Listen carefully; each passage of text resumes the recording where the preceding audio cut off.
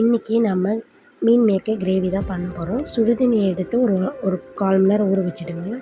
2 தக்காளி, 2 வெங்காயம், இஞ்சி பூண்டு, பட்டை, லவங்கம், பச்சை மிளகா, முந்திரி.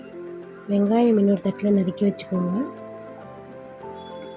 சோம்பு, கரம் மசாலா, மிளகாத்தூள், உப்பு. ஒரு பேனில் நெய் ஊற்றிக்கோங்க. அதிலே கொஞ்சம் ஒரு ஸ்பூன் எண்ணெய் ஊற்றிக்கோங்க. பட்டை, லவங்கம், பச்சை மிளகா எல்லாத்தையுமே வதக்கிக்கோங்க. இஞ்சி பூண்டு இந்த மாதிரி சிறுசாக வெட்டியிருக்கணும். நம்ம 2 தக்காளி 2 வெங்காயம் எடுத்து வச்சுக்கலாம். இது மாதிரி கட் பண்ணி நல்லா இதை தனியாக பேனில் தனியாக வதக்கிக்கோங்க. இது வதங்கினதுக்கப்புறம் மிக்ஸி ஜாரில் போட்டு பேஸ்ட் ஆக்கிடணும். அதுக்கப்புறம் நம்ம ஊற வச்ச மீன் மேக்கரை தண்ணி எடுத்து வச்சிடணும்.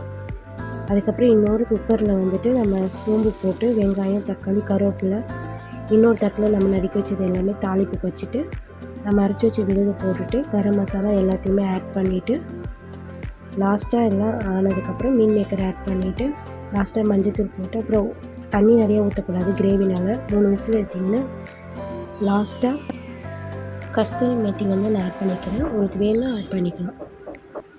இந்த வீடியோ பிடிச்சிருந்தால் லைக் பண்ணுங்கள், ஷேர் பண்ணுங்கள், எம்பி சேனலுக்கு சப்ஸ்கிரைப் பண்ணுங்கள்.